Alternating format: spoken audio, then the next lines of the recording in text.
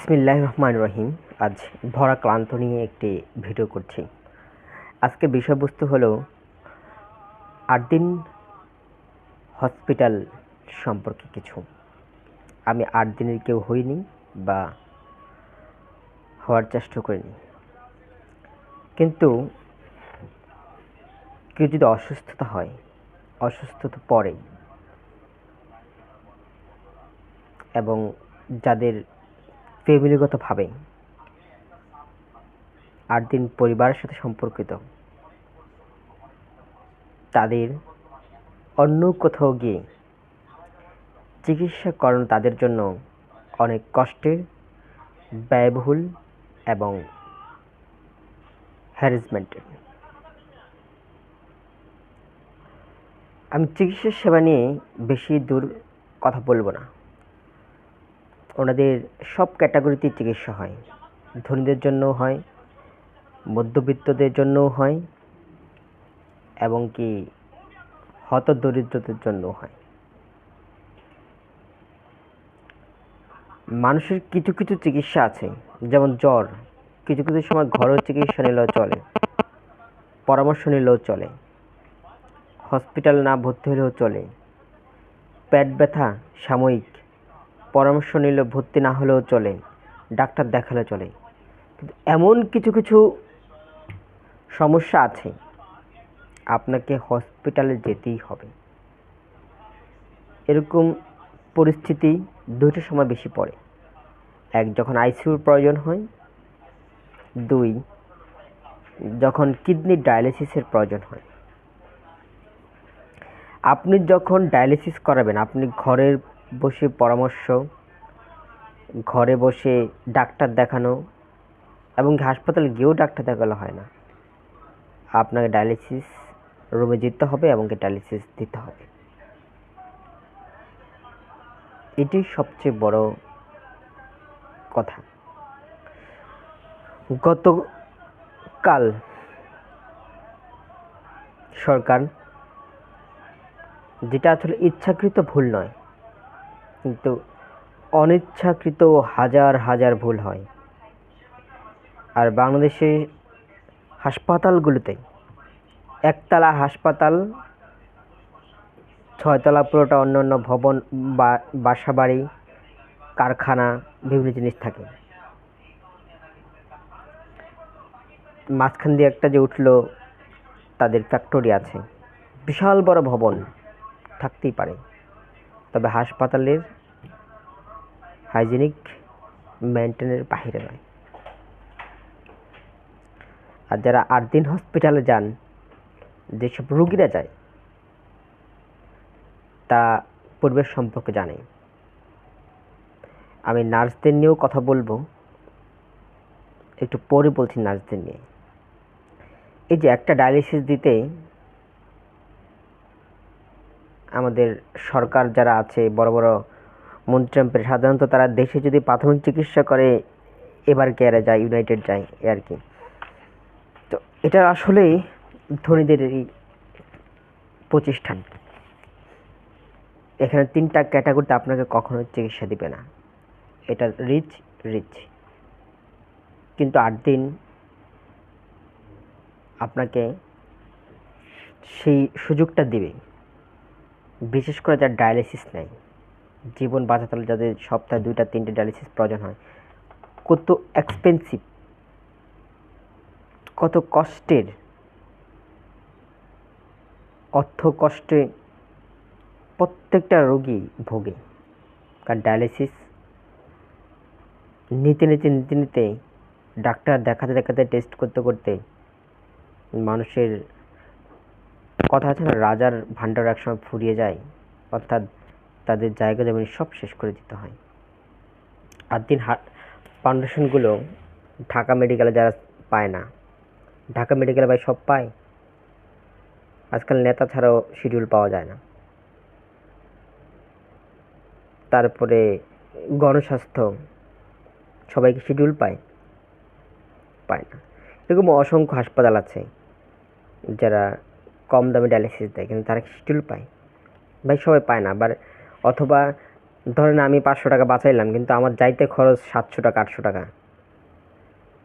অর্থাৎ আপনি কি বাড়ির পাশে না নিয়ে 800 টাকা বেশি দিয়ে যাবেন কোথাও? অবশ্যই না। যারা মগবাজার এরিয়াতে আছেন, সর্বনিম্ন দামের ডায়ালিসিস একমাত্র 8 দিনেই করানো হয়। কিন্তু দুঃখের বিষয় এই যে সরকার সামান্যটুকু বিবেচনা না করে প্রতিষ্ঠানটি বন্ধ করে দিল। ডায়ালিসিস সেন্টারটা খুলে রাখার প্রয়োজন ছিল। আপনি সব কিছু বিবেচনা নিলেও ডায়ালিসিস ইমার্জেন্সি, এখানে এটা খুলে রাখার প্রয়োজন ছিল। আপনি যদি না দেখতেন, আপনি যদি মানুষের মুখ থেকে না তাকাতে পারতেন, আমি আজকে সারাদিনে প্রায় 10জন 12জন রোগীর সাথে কথা বলছি সরাসরি। তারা এমন ছটফট করতেছে, ভাই আমরা 1800 টাকায় ডায়ালিসিস করি, 1600 টাকা 1500 টাকা ডায়ালিসিস করি, কেউ কেউ আছে যে 800 টাকাও ডায়ালিসিস করে। কেউ আপনাকে দিতে পারবে না এটা। এই অ্যাবিলিটি সবার কাছে নেই। বেঁচে থাকার জন্য ডায়ালিসিস যাদের লাগেই লাগে, ভাই বিকল্প আর কোনো পথ নেই, তাদের কাছে আর কোনো বিকল্প পথ নেই। আপনি উপকার করলেন না সরকার, মানুষের অভিশাপ কামালেন, এটুকুই বলবো। আপনার আশেপাশে এত অল্প দামে কেউ দিতে পারবে না। ঢাকা মেডিকেল, সরকারি মেডিকেলে যতগুলো আছে, তারা সিট না পেয়ে তো আশেপাশে দৌড়ায়, তাই না? তাহলে আপনাদেরকে সিট দেন, তাদেরকে নেন না কেন? নেন, তাদের আসা যা যাতায়াত খরচটা দেন। তা তো করছেন না। তারা ফাউন্ডেশন থেকেও ডোনেট করে, সর্বনিম্ন 1800 টাকা 1600 টাকা নিচ্ছে। কি করবেন বলেন তো? আর একটা সময় নার্সদের ব্যাপক পরিমাণে সুনাম ছিল। আমি যখন ঢাকা শহরে নতুন আসি, 8 দিনে নার্স মানে একটু ব্যতিক্রম। কিন্তু সময়ের এটা নার্স হিসাবে বললেও লজ্জা লাগে। কিন্তু বর্তমান সমাজের জেনারেশন, সরকার আপডেট করেছে, পড়াশোনা আপডেট করেছে, সব কিছু আপডেট করেছে, কিন্তু মানুষের যে ব্যবহার, বিহেভিয়ার নিয়ে আমি প্রায় এরকম 20টির উপরে ভিডিও আপলোড করেছি আমার ফেসবুকে, ইউটিউবে। হয়তোবা এখন আপনারা দেখছেন না, হয়তোবা কোনো এক সময় আপনারা দেখবেন। মানুষ যদি অনেক দিন কোনো প্রতিষ্ঠানে চাকরি করে, সে ভাবে যে পার্মানেন্ট হয়ে গেছে, সরকারি মতো হয়ে গেছে। সরকারিতে সাধারণত কয়েকটা কারণে, কিছু হলো যে অহংকারী, যারা সরকারি কথা বলে, কিছু অহংকারী, সরকারি হয়ে গেছে আর বাদ হওয়ার সিস্টেম নেই, যেভাবে ইচ্ছে ব্যবহার করতে পারে। আর কিছু হলো যে কেউ যদি দায়িত্ব দিয়ে দেয়, জোর করে, সরকারিতে কিন্তু জোর করেও দায়িত্ব দেওয়া হয়, তখন মাথা ঠিক কাজ করে না, তখন খারাপ ব্যবহার করে। রোগী প্রচণ্ড পরিমাণে রোগীর চাপ বেড়ে গেছে, রোগীর লোক, কারণ এক এক সময় এক এক রোগী আসে। ইলেকট্রোলাইট ইমব্যালেন্স, মাথায় সমস্যা, পরিবারের কারো না কারো সমস্যা, রোগীর লোকের বিহেভিয়ার খারাপ, উভয় পক্ষকেই মেনটেন করতে হয়। কিন্তু আবার নেতা আসছে, সব কিছু মিলিয়ে বিহেভিয়ার খারাপ হয়ে যায়। কিন্তু বেসরকারিতে সেটা হওয়ার সুযোগটা খুব কম। কিন্তু কিছু কিছু প্রতিষ্ঠান আছে, যেমন 8 দিনের মতো, যারা দীর্ঘ সময় ধরে চাকরি করে, তারা কিছু কিছু সময় এমনভাবে মনে করে যে এটা আমার চিরস্থায়ী। অথবা কিছু কিছু উপরের কর্তৃপক্ষের লোক আসে, প্রভাবশালী দেখায়, তখন মানুষের মেজাজটা গরম হয়ে যায়। আবার ইদানিং মানে আমি মিডিয়াতে কাজ করি, এই করি, এই সেই, এগুলি বলেও মানুষকে বিগড়ে ফেলে। কিন্তু উভয় পক্ষকে, এক পক্ষকে কখনো দোষ দেওয়া যায় না, কারণ আমি এই পেশাতে আছি তো। এক পক্ষে দোষ দেওয়া যায় না, আমি নিরপেক্ষ। আমি যদি চাকরি ছেড়ে যাই, আমি সারা জীবন এটা নিয়ে লিখতে পারবো, বলতে পারবো ভাই, আমার তার দরকার নেই। তো নার্সদের শত শত সমস্যা আছে, শুধু ছোট্ট একটু প্রশ্নের উত্তরেই বিহিবার শেষ হয়ে যায়। আপনাকে প্র্যাকটিক্যালি পড়াশোনা করতে হবে বিহেভিয়ার নিয়ে। আমাদের বিহেভিয়ার নিয়ে তেমন কোনো বই নেই। আমাদের বিহেভিয়ার নিয়ে বই পাঠ্য পুস্তকে শিশুবেলা থেকেই অন্তর্ভুক্ত করতে হবে, একদম হাই লেভেল পর্যন্ত। এবং কি যারা চাকরি করে, কিছু কিছু বড় বড় কোম্পানি আছে, স্যার স্যার করে কথা বলে, আপনাকে মন গলিয়ে ফেলবে। মিডল ক্লাস যারা আছে তারা মেনটেন করতে পারে না, বিষয়টা পারে না, না বললে ভুল হব, এটা দায়িত্বের অবহেলার মধ্যে পড়ে যায় আর কি, দায়িত্বের অবহেলার জন্য হয়ে থাকে। তবে এটার জন্য রোগী, পেশেন্ট পার্টি এবং নার্সকে প্রতি মাসে মাসে একবার করে কাউন্সিলিং এবং কি রিসেপশন থেকে অথবা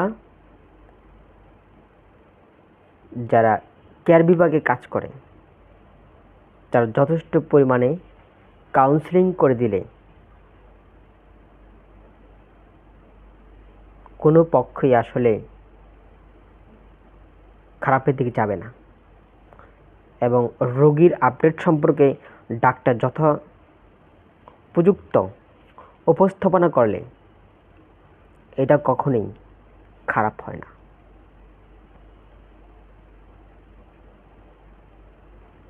এই কয়েকটা বিষয় যদি মেনটেন করা যায়,